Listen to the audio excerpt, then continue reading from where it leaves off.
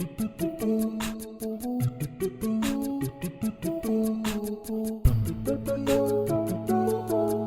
everyone, welcome back to my channel. My name is Ramna. In today's video I'm going to be talking about 21 things that I learned at the age of 21.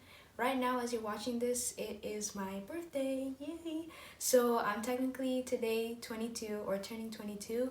So yeah, second year, is it second year? No, third year. Yeah, third year of being in my 20s, so that's great. I just want to talk about the 21 things I learned while I was 21, and yeah, just to share with you some life reflections, personal reflections. So the first thing that I learned is radical acceptance sets you free. And I think this one was a really big one for me because I think for a long time I had a hard time accepting my reality and just the way like my life was turning out. But I think once I really sat down with myself and I just really reflected that in order to be happy, I really need to just accept my reality and accept what is and just go with it. The second thing that I learned is good things take time. Nothing that is rushed is ever gonna last you too long.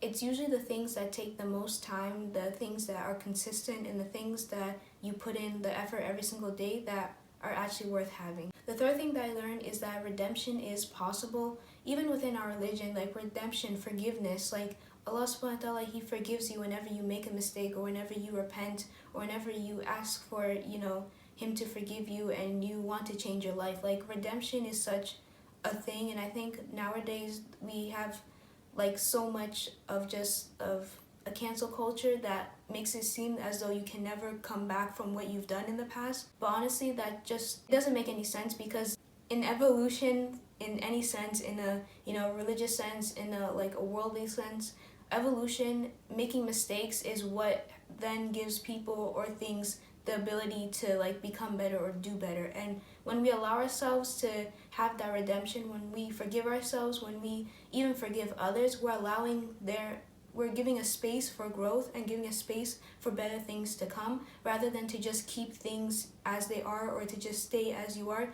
just because of something small that you did in the past. Or really, with this one, I've learned that, if I want to change, if I want to be better, I can. I'm not tied down by my past. Like my past, yes, it's happened. I've done things I'm not proud of, but that doesn't mean that I can't be better in the future, I still have a chance, I still have a way to become better. I'm alive, I'm breathing, so therefore I can definitely, become better and do better. The fourth thing that I learned is that your voice, feelings, and thoughts matter. Don't let anyone make you feel that they don't matter. Don't let anyone tell you that it doesn't matter. Don't let anyone or anything outside of yourself make you feel as though your voice, feelings, and thoughts don't matter, because they do. You add some sort of value to life and to the people around you, whether you know it or not, and even whether they know it or not, because we all influence each other, we all impact each other, whether it's in a small way or a big way. The fifth thing that I learned is rest is just as productive as working. Rest is really, really important. I mean, there's a reason why, especially here in America, why we have, school from January, and then we cut off around May or June up until August or September and have a whole break, summer break. And then we have winter break, because we need a break from school. We can't keep learning 24/7 all the time, every day, 365 days, in a year. We all need breaks, and we all need times to rest. And those breaks and rest add value. They allow our brains to reset.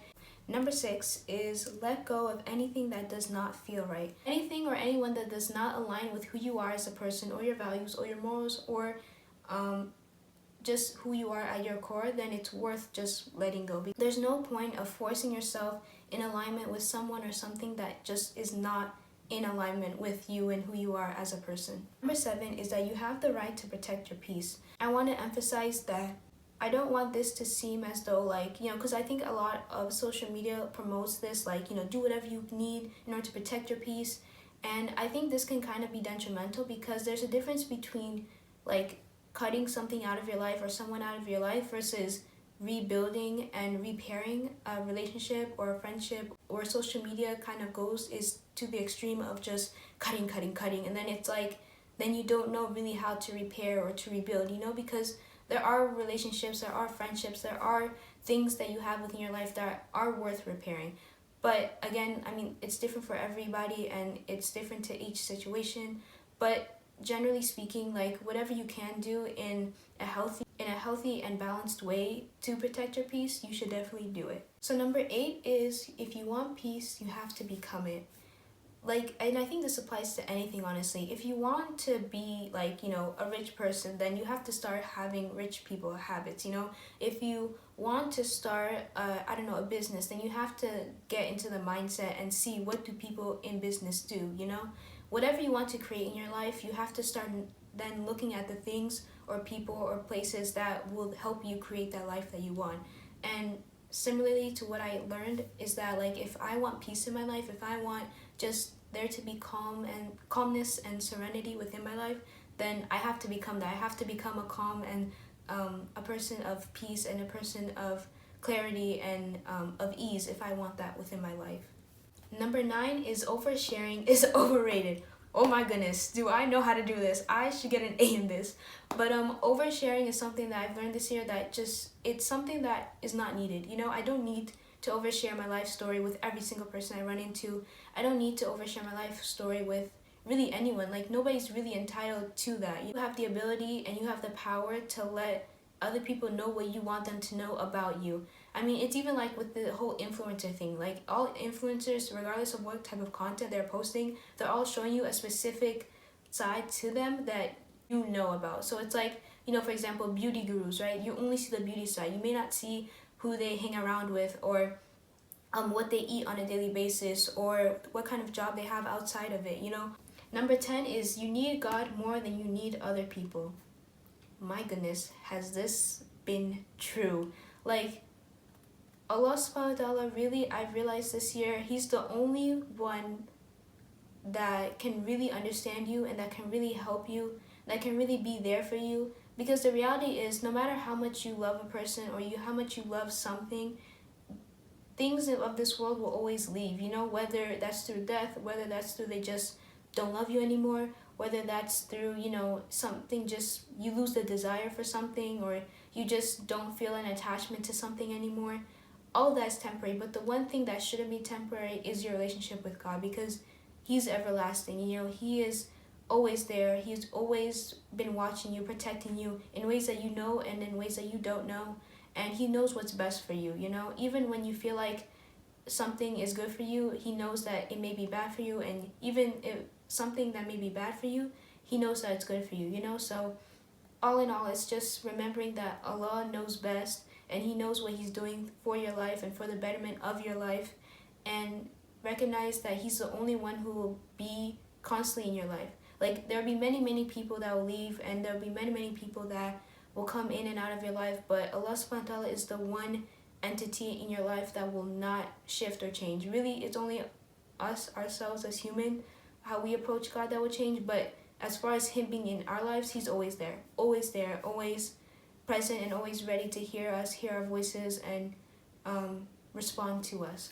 11 is that alone time can feed and heal you. When you spend time in solitude, really, and especially for me, like, solitude is where I find just the most peace, the most ideas, some of like life lessons I feel like I really to get when I'm alone. Even like making decisions becomes easier when you're just alone, and when you really think hard about the decision you're about to make. Alone time is just really, really valuable. And maybe I'm just saying this because I'm an introvert, but I feel like it can help anybody, regardless of whether you're an introvert or an extrovert. Number 12 is to take yourself seriously. Oh my gosh, this one, again, big one for me. Like, just take yourself seriously. Your life is serious. You have only one human life to live, and nobody should be wasting it. You shouldn't waste it yourself. You should really look at yourself in the mirror and like just remind yourself that you're worth it. You're worth the life that you want. You're worth the things that you want, and you're worth the people that you want within your life. You just need to take it seriously. Watch people's actions, not their words. 14, you are worthy. Period. You're worthy of everything, of the dreams that you want to achieve. You're worthy of the type of people you want in your life.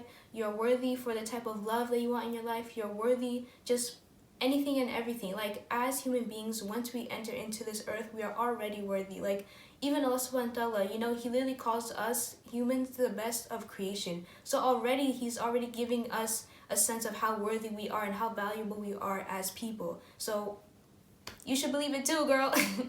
You are worthy.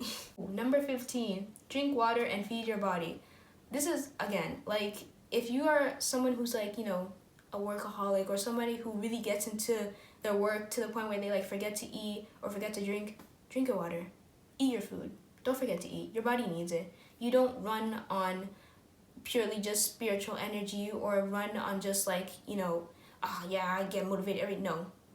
Eat, drink, you need that. Okay, you're human. You're not a plant. You don't photosynthesize. You need actual food, actual water to survive. So, number 16, nature can be healing. When you just get into nature, when you really feel the wind, and when you're just walking, when you're seeing the trees around you, and when you're just listening to like the birds chirping, or just even the silence of, you know, your surroundings, or maybe there's noise, just get tuned into what is around you and what is outside of you. It really does bring a sense of just calmness and just ease, and you just feel so much more connected to like the earth and not like, you know, to a building or to something artificial. Like 17 is that Allah subhanahu wa ta'ala, he sees everything.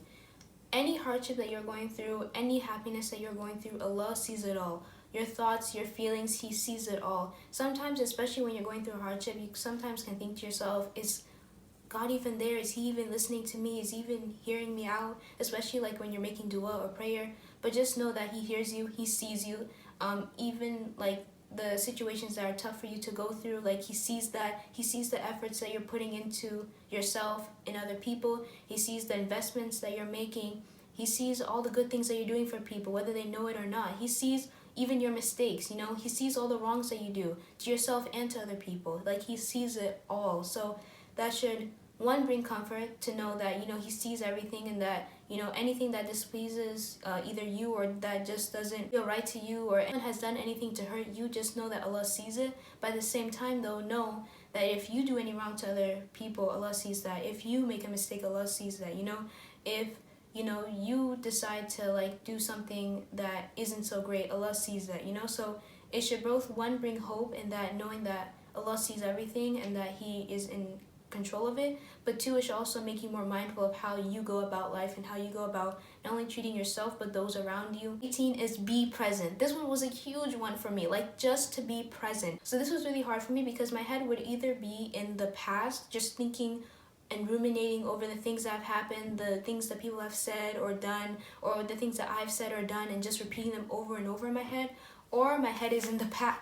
My head is in the future, where I'm just thinking, oh my gosh, what if this happens? What if that happens? Am I prepared for this? Am I prepared for that?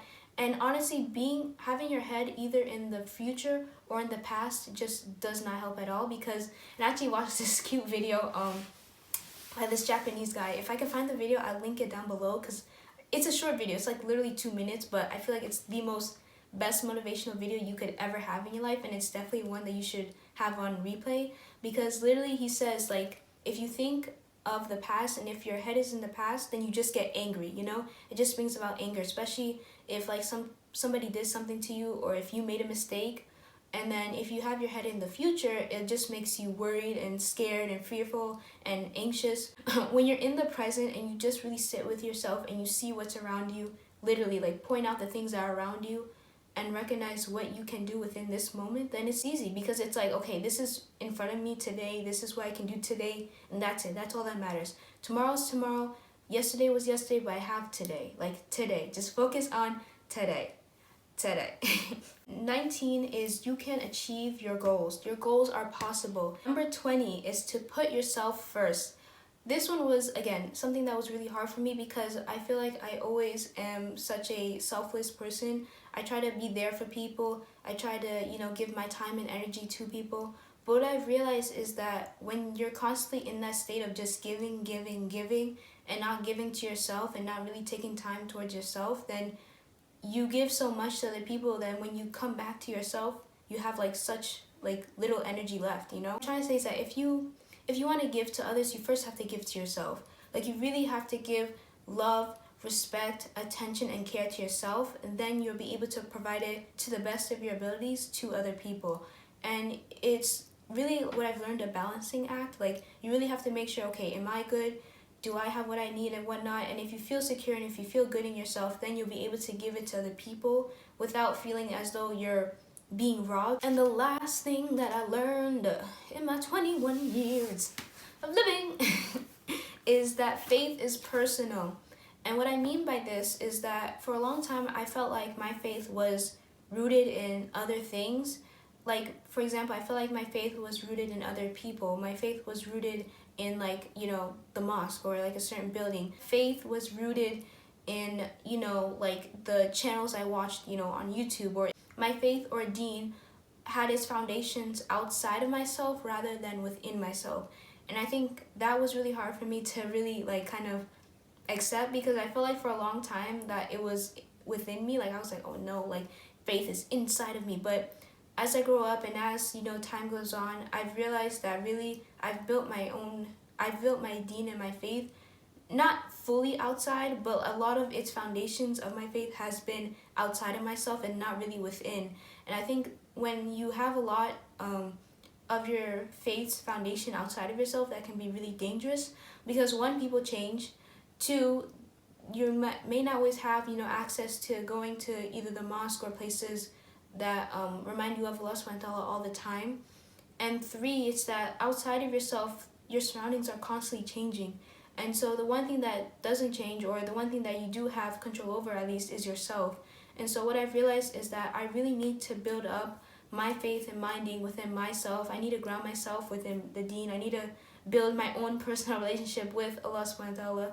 And once I have that, and once I'm, you know, starting to take those steps, then it's like there's so much more peace, you know, there's so much more groundedness, there's so much more clarity. I don't feel a sense of that, oh, well, this person's out and now I don't know about, you know, about myself, about my faith. Like, do I really believe, do I not? Like, you don't run into those problems when you have your faith grounded in yourself and within you and within Allah subhanahu wa ta'ala. Like, that is it for this video. I hope you enjoyed this video. I hope this video provided you with some things to reflect on within your own life. Don't forget to like, comment, and subscribe, and I'll see you in my next one. Bye-bye.